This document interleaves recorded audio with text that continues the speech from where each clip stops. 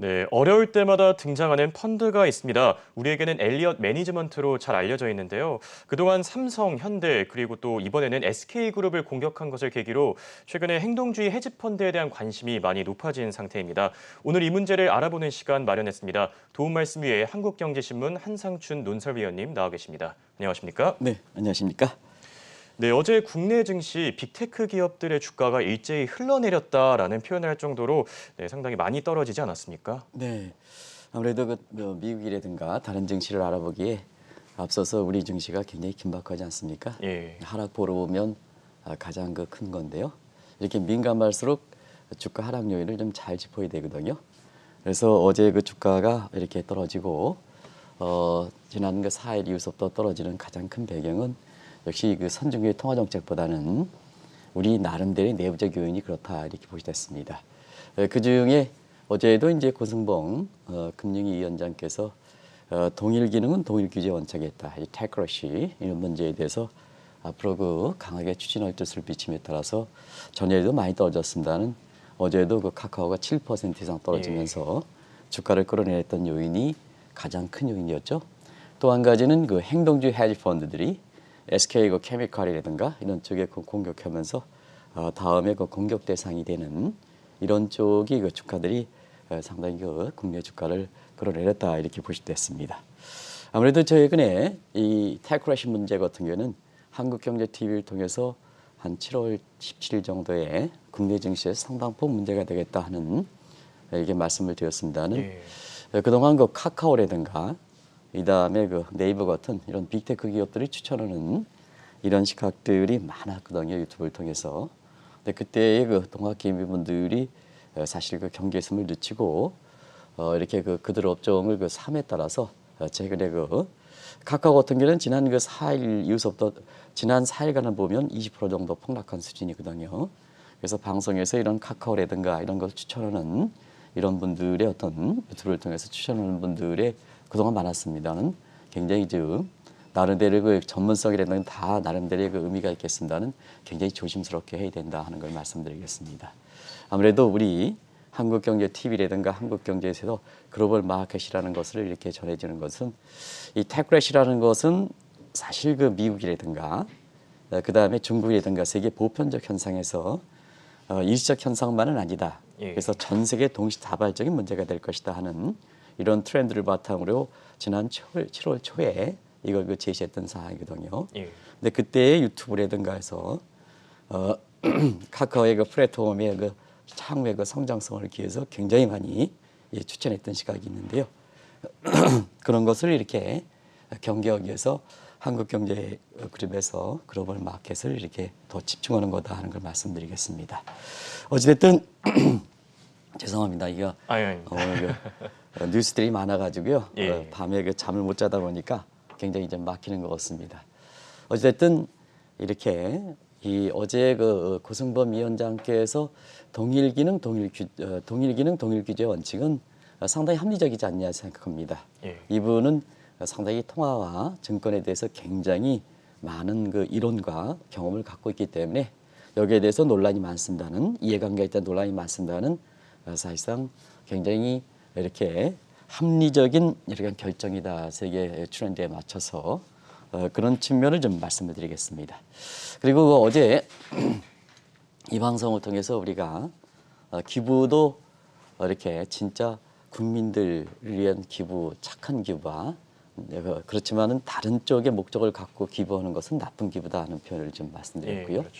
혁신도 국민들이라든가 이런 쪽에 우리 경제 발전을 위해서 혁신하는 것은 좋은 혁신, 기발한 혁신이지만 그러나 이렇게 자사의 이익을 위해서 이렇게 혁신하는 것은 아주 잘못된 혁신이다 하는 이런 표현을 썼는데요. 굉장히 화두가 되고 있습니다. 저한테도 이 말을 좀 이렇게 우리가 사용하겠다 하고 이렇게 해서 사실은 방송을 통해서 이렇게 얘기하는 것은 지적적 사건 문제는 없는데요. 그럼에도 불구하고 많은 분들이 국민들이 이런 나쁜 기부 그다음에 잘못된 혁신에 대해서 굉장히 공감하시는 게 아닌가 생각합니다. 그리고 동학개미를 위해서 굉장히 이렇게 힘을 위해서 노력하시는 분이 있습니다. 이렇게 우리도 이제 이렇게 동학개미에 힘해서 노란 버스 가지고 이렇게 공부에다 올 때 굉장히 하셨던데 이름은 좀 알고 있습니다는 거명은 좀 안 하도록 하겠습니다. 근데 그 정 회장께서도 어제 저녁 때 국민들을 위해서 좀 시원한 방송을 했다 이렇게 말씀하셔서 굉장히 좀 고무적인데요. 문제는 그렇습니다. 이 지금 더 급한 것이 행동주의 헤지 펀드들이 한국 기업을 본격적으로 공격을 시작했다는 얘기거든요. 이 또한 국내 증시에 여러 가지 플러스 요인도 있고 마이너스 요인인데요. 경영권적인 측면에서 이렇게 보면은 한국 기업들한테 굉장히 긴장을 초래할 수 있는 새로운 움직임이 아닌가 이렇게 이제 보고 있고요.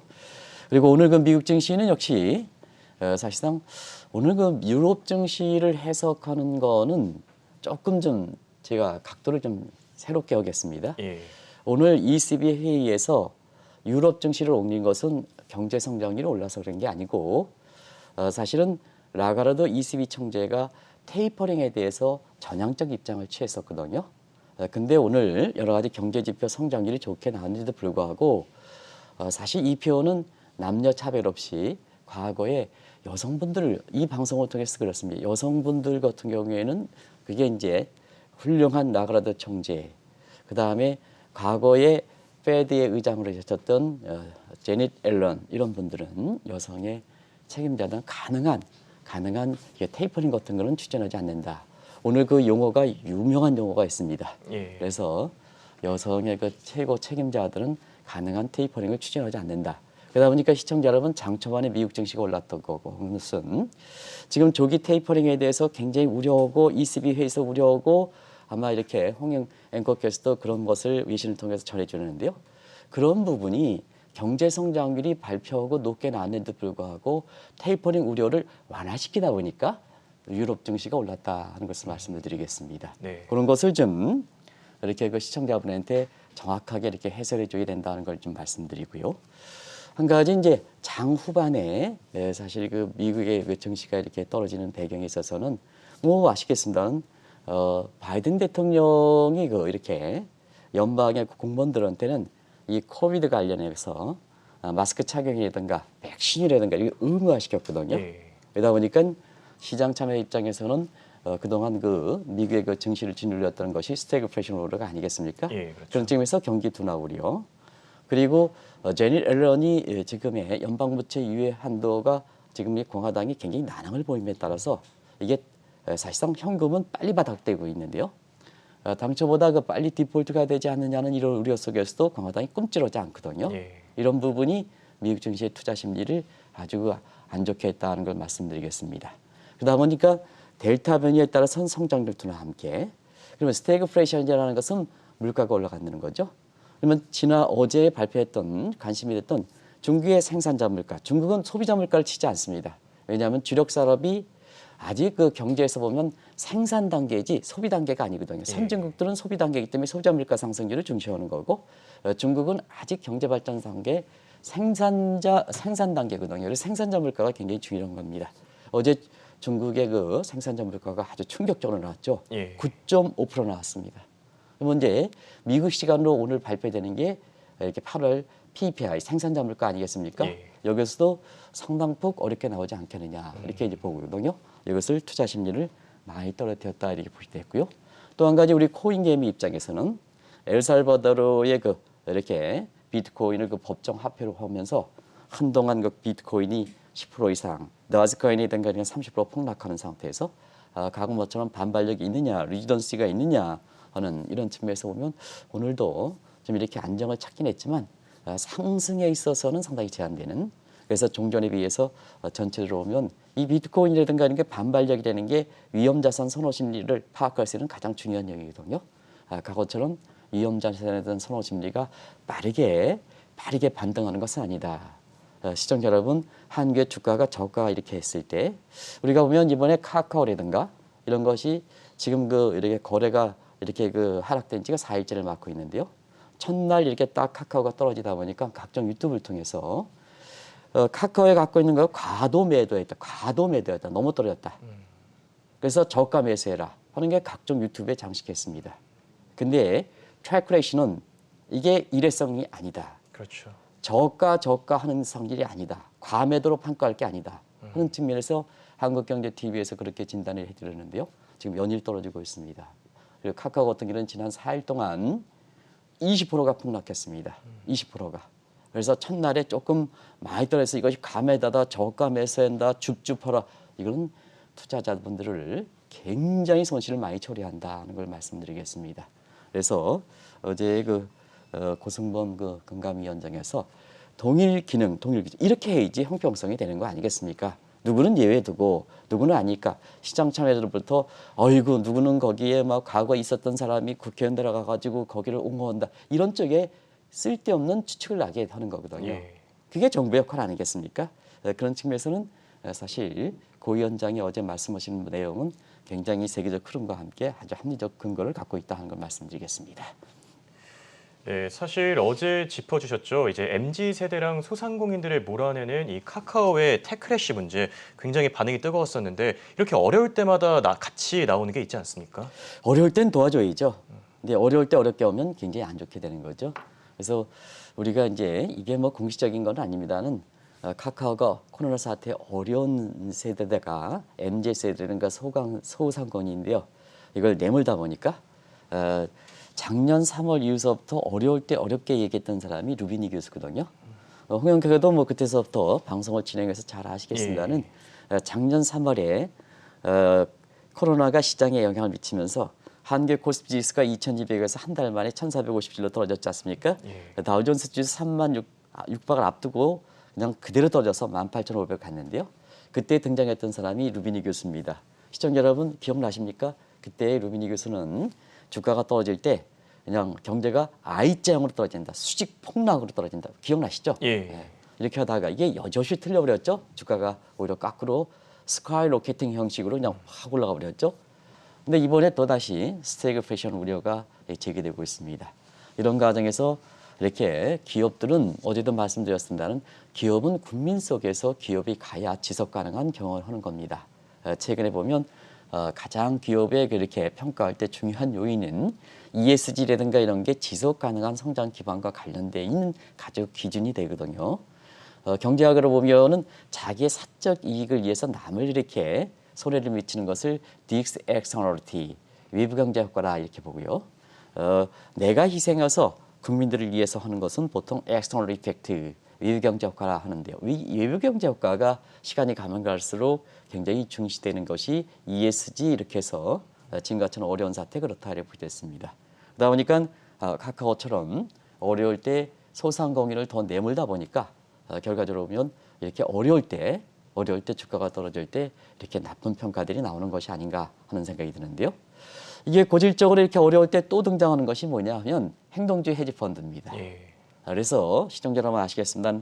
행동주의 헤지펀드가 그동안 우리나라가 어려울 때 굉장히 많이 했고 그 위에 많은 파장을 미쳤죠. 그래서 행동주의 헤지펀드에 가장 관심이 되는 것이 아직도 제 머릿속에선 잉크가 마르기 전인데요. 2015년에 그때 당시에 굉장히 어려운 뭐 이렇게 최순실 게이트라든가 뭔가 해서 굉장히 어렵고 그다음에 2014년, 2015년에 한국이 모건 스탠리의 선진국 예비 명단에 있다가 이 부정부패라든가 할 때 다시 이렇게 한 단계 떨어졌던 신흥으로 전락했던 때거든요. 정치적인 측면에서는 선진국 예비 명단 들어가다가 모건 스탠리 세계 자금의 가장 벤치마크에 해당되는 모건 스탠리의 신흥으로 전락하니까 굉장히 어려울 때였었거든요. 예. 있다 보니까 주가가 떨어지고 그다음에 주가가 떨어지니까 방어 능력이 취약하는 상태에서 그걸 파고드는 것이 행동주의 헤지펀드다. 그래서 그때 엘리엇 머지먼트가 삼성 2015년, 현대 2017년 이렇게 공격해서 그의 연금이라든가 뭔가에서 경우에 따라서는 박근혜 대통령 탄핵이라든가 전부 결부되어 있는 거죠. 그만큼 이렇게 시청자 여러분 이런 사태가 터지는 상태에서 지난 연말에도 한번 방송해 드렸습니다는 기억나십니까? 파이트박스 어드바이저 LG 화학의 LG 케미컬 솔루션인가요? 거기에 분리하는 과정에서 올해는 나중에 말씀드리겠습니다. 이렇게 여건상 보면 자 코로나 사태 1년 반을 맞으면서 쓸 건 다 썼으니까 뭐냐면 M&A 시장이 많이 M&A 시장이 활성화될 것이다. 올해 M&A 시장이 얼마나 활성화되고 있습니까? 다른 한편에 있어서는 이런 행동주의 헤지펀드들이 기승을 부리겠다 하는 이런 측면에 예상을 해드렸는데요. SK케미칼이 싱가포르의 그 매트리카 파트너스가 SK케미칼을 공격하면서 한국의 시장을 상당 부분 교란시키고 있는 이런 상황이다 이렇게 보게 됐습니다. 네, 그렇다면 행동주의 헤지 펀드들 자신들의 목적을 위해서 어떤 전략을 취하고 있습니까? 네, 홍영코는 이제 한국경제TV를 통해서 증권과 관련된 이런 지식을 이렇게 쭉 이렇게 경험과 이렇게 정보라든가 예. 이런 걸 갖추시면 나중에 뭐를 하시겠습니까? 글쎄요. 주말이기 때문에 완전 이번 주에 사실 우리 이전에 그렇게 방송을 진행했던 전 앵커가 좀 이렇게 예. 굉장히 피로가 겹쳐가지고 제가 말씀을 드리긴 좀 어렵습니다는 굉장히 지금 쉬고 있는데요. 그 대신해서 방송을 진행하는데요. 굉장히 평가가 좋으시더라고요. 목소리도 아닙니다. 좋고 뭐 그래가지고 잠을 아닙니다. 깨는 아침에 잠을 이렇게 해서 그래서 굉장히 진행을 잘 하시기 때문에 제가 이후에 많은 사람들의 관심이 높기 때문에 이게 무엇일 겁니까 하는 것을 좀 여쭤보는 거거든요. 예. 무엇일 것 같습니까? 저는 한국경제TV 앵커로 그렇습니까? 남지 않을까. 네네. 조진 대표님 뭐 이렇게 잘 생각하시기 바랍니다.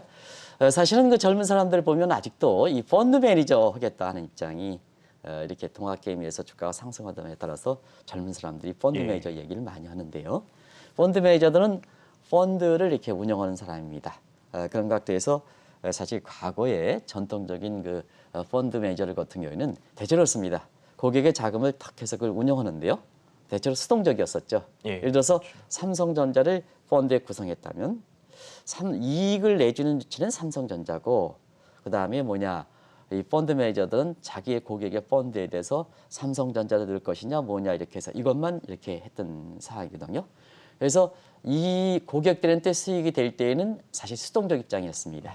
적극적으로 삼성전자한테 뭐라 그러는 것보다는 삼성전자가 수익을 내주면 내 펀드에서 삼성전자의 수익이 삼성전자 비중이 높아졌다 하고 편입을 하면 고객한테 많은 이익이 가는 거고 예.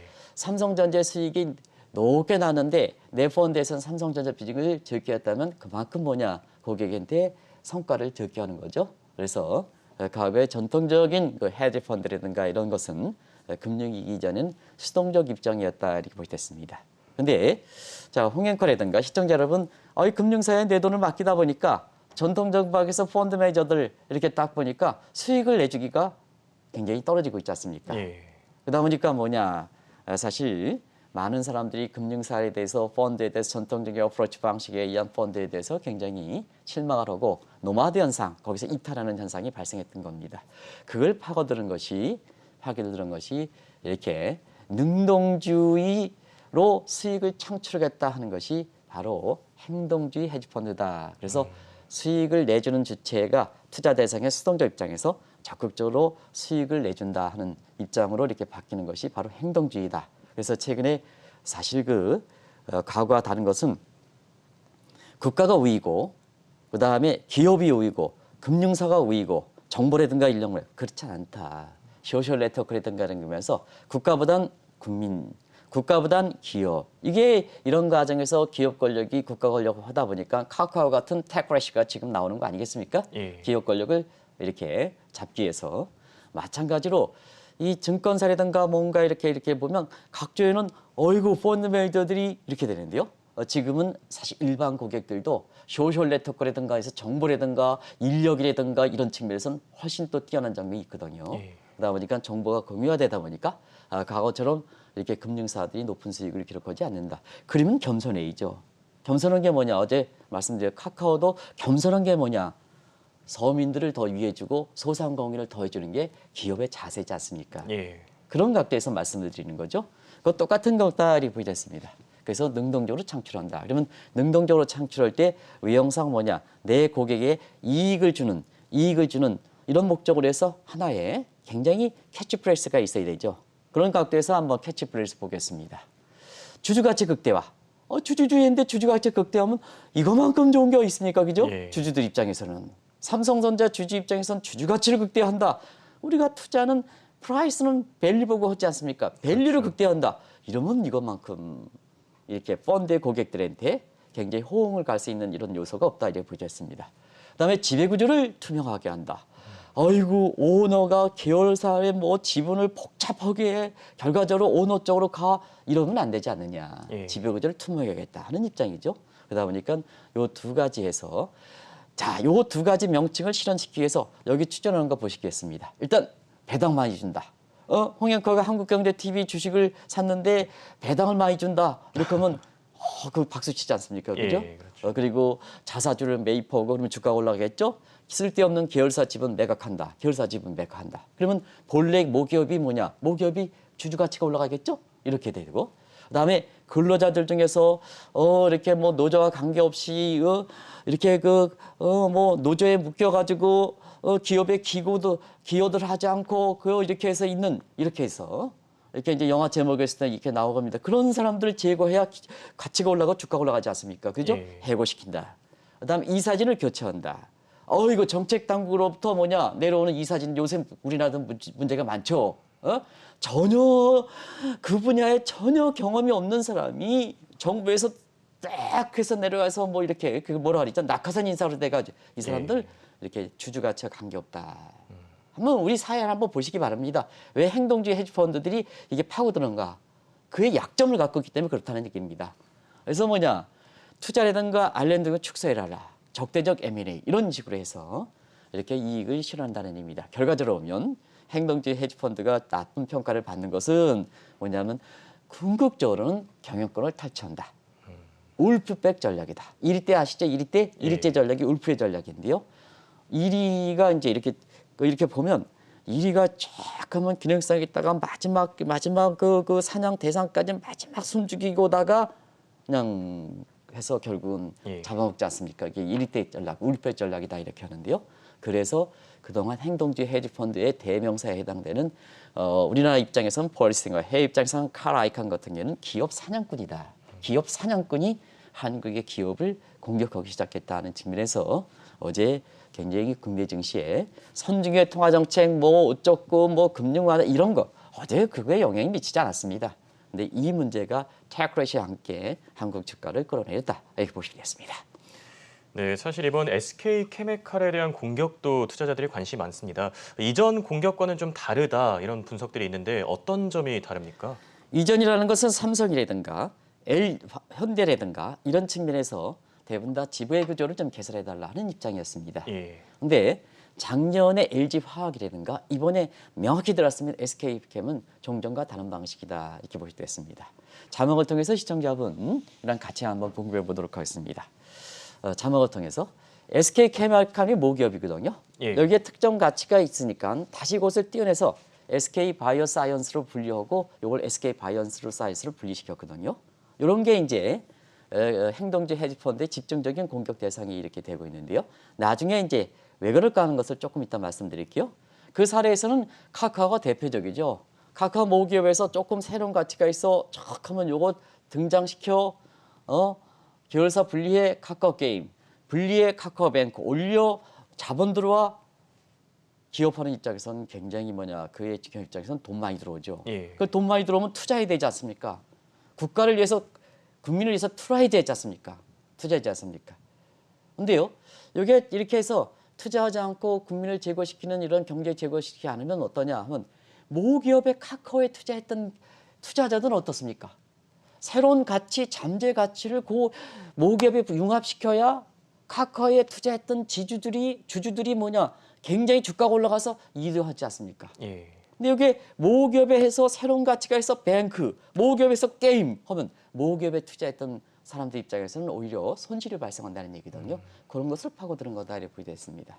그런 각도에서 한번 보겠습니다. 한국 기업이 이렇게 문제가 되는 부분은 이런 전략은 대부분 다 취약점을 갖고 있다는 얘기입니다. SK이노베이스를 SK 아이테크 테크놀로지를 분리해서 상장시켰죠. 그다음에 LG화학은 작년 12월에 에너지 솔루션으로 확장시켜서 했죠. 그런 측면에서 파고든다 이렇게 보여졌습니다. 그러면 어떤 문제가 되느냐 하는 것을 다음 자막을 통해서 시청자 여러분 중요한 사항이니까 앞으로 계속될 수 있는 문제니까 이렇게 해서 자막을 통해서 말씀드리겠습니다. 그러면 이번에 이제 SK케미칼을 공격한 싱가포르의 메트리카 파트너스 같은 경우에는 요 SK 바이오사이언스 주가가 높지 않습니까? 높지 않습니까? 그러면 SK케미칼을 갖고 있는 요 지분을 팔아달라는 얘기입니다.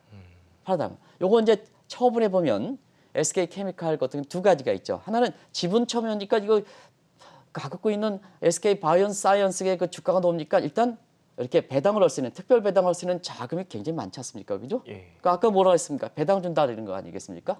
그래서 이번에 그 매각 대금이 현재 주가를 보면 한 4조 2천억 정도 된다 그러는데요. 그걸 특별 배당시킨다.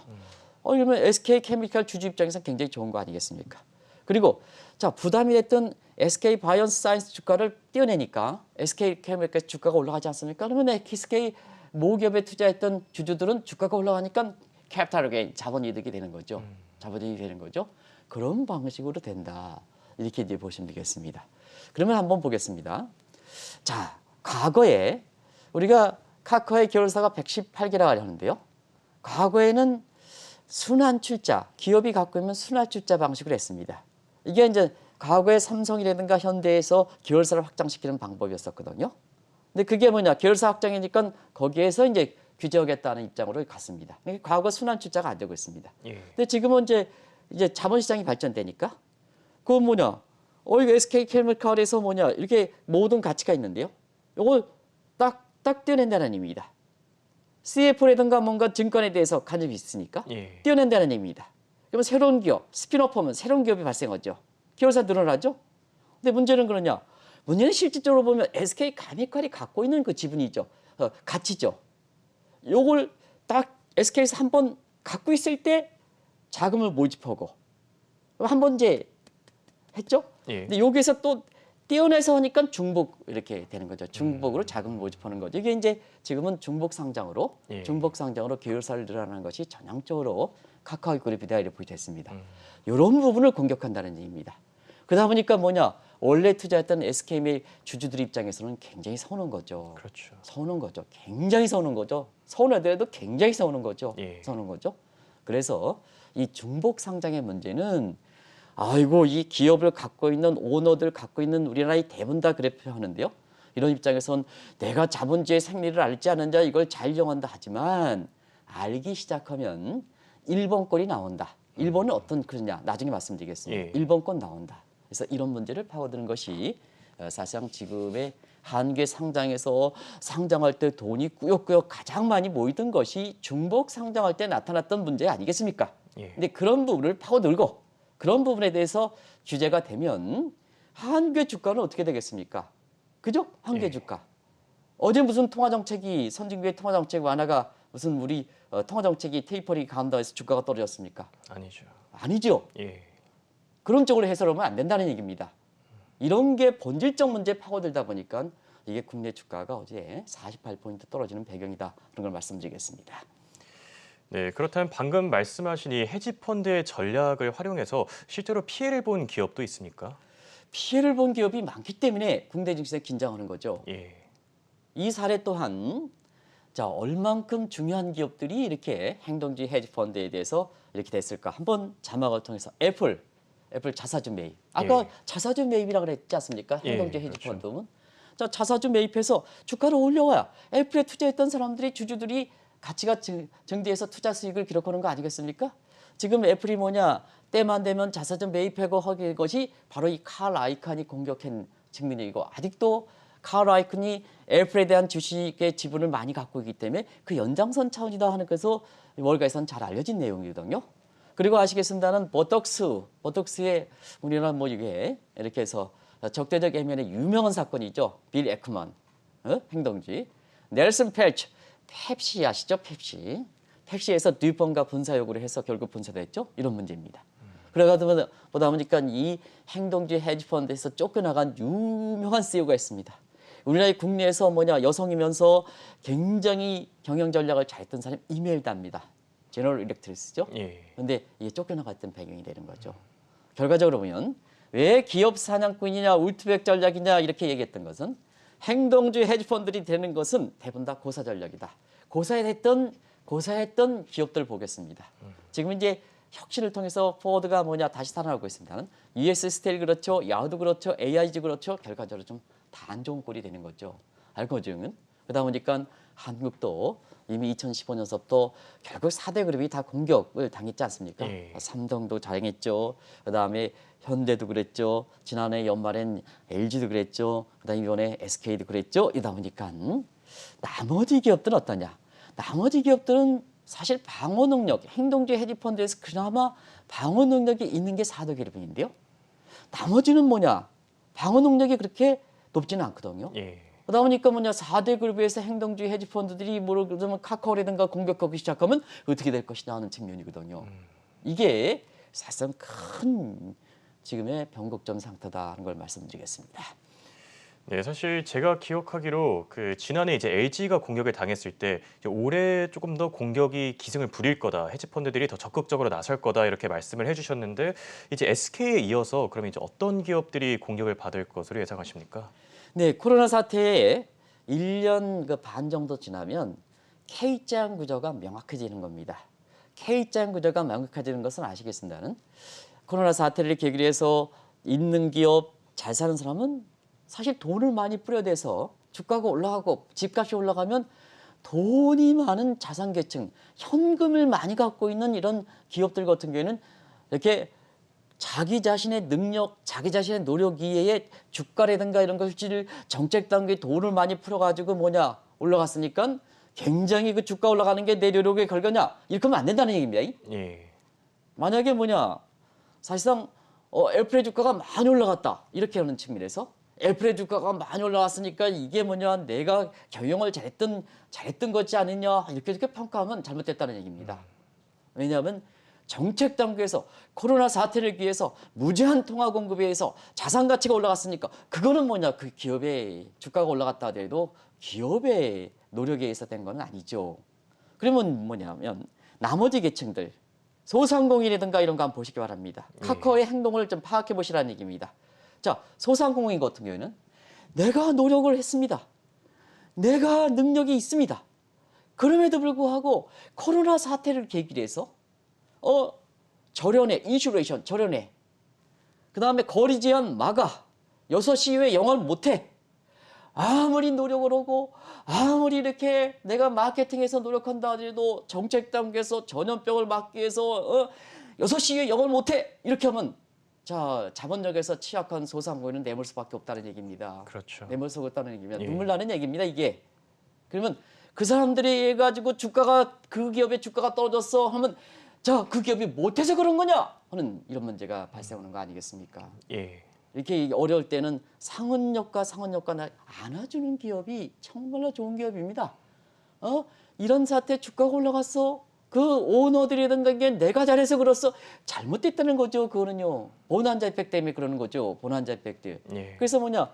그거 시장 자율적으로 하지 못하다 보니까 정책 단계에서 들어가서 시청자 여러분 우리뿐만 아니라 전 세계적으로 보난자 이펙트 당신 능력 이상으로 했던 부분에 대해서는 세금을 걷어들여. 그리고 뭐냐 능력과 관계없이 내몰았던 소상공인의 지원금 줘. 이게 정부 역할 아니겠습니까? 그렇죠. 정부 역할 아니겠습니까? 예. 그게 우리나라 보니까 전 세계적으로 우리 지나치게 퍼퓰리즘이 돼서 문제가 되겠죠. 그게 문제가 되는 부분입니다. 근데 이렇게 어려울 때 소상공인까지 올라가고 독과점 되고 배달료까지 올려 이러니까 더 어려워지는 거죠. 그러다 보니까 이와 같은 구조에서 사실상 뭐냐 한편으로서는 이 소상공인과 중소기업 이런 거 입장에서는 자 지금까지는 상훈효과니까 근데 그 이전에 코로나 이전에 벌어놨던 거 가지고 버텼습니다. 근데 1년 반이 지나도록 코로나 사태 끊지 않고 있습니다. 현금 바닥났죠. 현금 바닥났으면 내가 20년 30년 노력했던 이 애틋한 기업을 내가 살기 위해서 내놓을 수밖에 없다는 얘기입니다. 예, 근데 내놓는데 있잖아요. 내놓는데 내 기업의 주가가 30억인데 30억 내놓으면 팔리겠습니까? 안 팔리죠. 예, 후려쳐 팔아야죠. 그 홀딱홀딱 주워 먹는 게 뭡니까? M&A 시장 아니겠습니까? 이런 거 아니겠습니까? 예. 그리고 밸류는 있는데 주가가 떨어졌어. 그거 파고드는 거에 행동주의 헤지펀드다 이렇게 됐습니다. 그래서 그런 과정에서 오늘 M&A 시장이 굉장히 활성화되고 행동주의 헤지펀드들이 우리뿐만 아니라 전 세계적으로 특히 신흥국 시장에서는 이 행동주의 헤지펀드들이 되게 파고들고 있는 이런 상태거든요. 그래서 작년에 LG화학의 이렇게 공격했을 때 사실 올해 이런 M&A 시장이 굉장히 활성화되고 그 다음에 사실상 이런 행동주의 헤지펀드들이 기승을 부릴 것이다 하는 예상을 작년 12월 달에 방송을 해드렸는데요. 그런 것이 고스란히 전개되는 사항이다 이렇게 보시도 됐습니다. 네, 확실히 문제가 굉장히 심각해 보입니다. 근데 이렇게 된 배경에 사실 국회의 영향도 있지 않습니까? 이런 문제 지금 국회의원분들이 다들 나름대로 훌륭하십니다. 예, 훌륭하십니다. 그러나 사실 글로벌 사회에서는 우리도 좀 국회의원이 지역 대표뿐만 아니라 비례대표제를 자 홍앵커가 무슨 정당의 총수다 이렇게 하면 홍앵커의 총수에 기여한 사람을 비례대표로 뽑지 말고 예. 글로벌 감각이 있고 감각이 있는 이런 직능별 성격으로 좀 해당 분야의 전문가로 비례대표를 좀 뽑아달라는 걸 말씀드리겠습니다. 그러다 보니까 이와 같은 사태가 발생한다. 한국경제TV에서 많은 돈을 들여서 글로벌 마켓을 하는 것은 뭐냐? 지금은 한국이 사실 세계 하나의 주가 됐다는 얘기입니다. United States of World. 미국도 주, 한국도 주고 세계가 하나가 된 입장이 있거든요. 그러면 글로벌 감각을 갖고 있는 상태에서 법 개정을 해달라 이렇게 보시면 되겠습니다. 근데 우리 상법 개정 한번 보겠습니다. 상법은 지나치게 갈라파고스 규정입니다. 상법 개정 보면 오너라든가 대기업 견제하죠. 지금 오너라든가 대기업이 굉장히 세계적으로 뭐냐 이 역할, 특히 오너의 역할이 세계가 큰 시장에서는 투자 규모가 커질 수밖에 없고 투자 규모가 커진 데에서는 전문 경영이 판단할 수 없고 오너가 중시하는 있던데요. 오너를 견제하겠다고 대기업을 견제하겠다고 상법 개정하다 보니 이런 사태가 터지고 있습니다. 오너가 3% 이상 지분을 갖고 있다 하더라도 3% 이상의 지분을 갖고 의결권 제한. 그리고 또 한 가지는 5% 이상 또 이렇게 행동주의 헤지펀드들이 이게 5% 이상 삼성전자 주가를 갖고 있다 하더라도 5% 이내면 공시하지 않도록. 예. 이건 아주 묘한 조치를 만들어 놨거든요. 그러다 보니까 지금과 같은 이런 행동주의 헤지펀드의 취약한 구조를 갖고 있다 이렇게 됐습니다. 그래서 이 스텔스 공격이 된다는 얘기입니다. 그 스텔스 공격 아시죠? 스텔스 아시죠? 예. 소리소리 폭락하는 거 있잖아요. 예. 전략기 중에서 가장 예. 무섭다 그러는 거 아죠? 그렇게 가정이 지금 나오고 있다 이렇게 됐습니다. 네, 이번 SK그룹 사태 이후에 제2의 사태가 발생할 수도 있다 이런 우려가 벌써부터 나오고 있습니다. 국회의 역할이 상당히 중요하지 않습니까? 네, 사실 지금에 보면 우리가 그 행동주의 헤지펀드로부터 지금 방어 능력이 있는 삼성전자, LG 이렇게 해서 전부 삼성그룹, LG, 삼성물산이죠. 예. 그래서 이렇게 쭉 이렇게 해서 지금까지 이렇게 됐지 않습니까? 그럼 나머지 기업들은 아주 취약한 구조를 갖고 있죠. 우리 공격 대상에서 보면 모기업, 이렇게 하면 이렇게 모기업. 그다음에 조금 가치가 있어 또 분리상장에 이렇게 되는 상태거든요. 이걸 파고든다. 근데 한국 기업들은 대부분 다 최근에 상장해서 거품을 발생시켰던 기업들 한번 다 보시기 바랍니다. 다 그런 형태거든요. 예. 그런 걸 파고들고 있다는 얘기입니다. 파고드는 입장에서 다 이렇게 취약한 구조를 갖고 있는데요. 이런 상태에서는 좀 상법 같은 경우를 우리 기업, 오너 이런 사람들을 좀 보호해 줄 수 있는 이런 쪽에 글로벌 추세, 우리가 그 사람들을 특별히 대우해 주는 게 아니라 글로벌 추세에 맞게끔 좀 상법을 뒤늦게라도 개선할 필요가 있다는 얘기입니다. 근데 이제 홍영표 한번 보겠습니다. 지금의 국회의원분들이 그런 쪽으로 이렇게 글로벌 추세에 맞춰서 상법을 개정을 빨리 해주겠습니까? 이렇게 급한데 한번 좀 이렇게 좀 대답을 좀 해주시기 바랍니다. 근데 이제 민감한 사항이라 대답을 안 하시는 것 같은데 예. 지금의 추세에 대선과 맞물려서 쉽지 않을 것 같습니다. 그렇죠. 그다음은 이거를 지킬 수 있는 방법이 뭐냐? 이걸 지켜서 주인입니다. 주인의식. 우리 국민들이. 정치권 서운하지만 그래도 행동주의 헤지펀드로부터 우리 국부가 나가는 것. 한국의 기업들 얼만큼 어렵게 이렇게 지금까지 왔습니까? 예. 이거 홀가닥 뺏기면 안 되지 않습니까? 근데 저기 국회의원분들은 지금 안 되지 않습니까? 예. 그러다 보니까 뭐냐? 사실 우리 국민들이 지켜있죠. 서운하지만 지켜있죠. 서운하지만. 그러지 않습니까? 그렇죠. 오죽했으면 동학개미들 정회장이라든가 이런 사람들이 버스 가지고 전국을 돌아다닙니까? 내가 투자한 주식의 이익을 위해서? 아니죠. 행동주의 헤지펀드에 다 나가니까 우리 기업들 후손 세대를 뭐 먹고 삽니까? 갖고냐 부채가 많은 상태에서. 그래서 정책당국 입장에서는 빨리 포이즌 필이라든가 황금질이라든가 차득일건 이런 것을 좀 기업한테 방어수단을 마련해주고 예. 그 과도기적인 상태에서는 동학개미들이 뭐냐 다 뺏긴다 하는 것을 방어하기 위해서 뭐냐 그 기업인 국민의 소상공인을 내몰려주는 이런 기업은 사실 차별해야겠지만 다른 기업 같은 경우에는 뭐냐 다른 기업 같은 경우는 사회 공공적 후소 차원에서 좀 우리가 좀 동학개 및 행동주의 헤지펀드로 방어할 수 있는 이런 것을 좀 애국심을 어려울 때 애국심을 가져가 줄 것을 부탁드리고 정말로 국회의원분들은 빨리 좀 상법을 개선해서 글로벌 추세에 맞게끔 좀 우리 후손 세대를 자꾸 후손 세대에 맡기지 말고 우리 후손 세대들이 저 어떻게 되겠습니까? 국가 채무도 다음 정부의 문제다. 또 상법 개정도 이렇게 하다 보니까 부채도 뭐냐 한국은행에서 인수해달라 이러면 되겠습니까? 이런 것이 지금 아주 그 국회의원들도 글로벌 감각을 갖고 있는 사람이 해야 된다는 걸 꼭 좀 말씀드리겠습니다. 네, 이렇게 오늘은 헤지펀드들, 특히 행동주의 헤지펀드들이 국내 증시 또 기업들에 미치는 영향에 대해 살펴봤습니다. 지금까지 도움 말씀의 한국경제신문의 한상춘 논설위원이었습니다. 감사합니다. 네, 고맙습니다.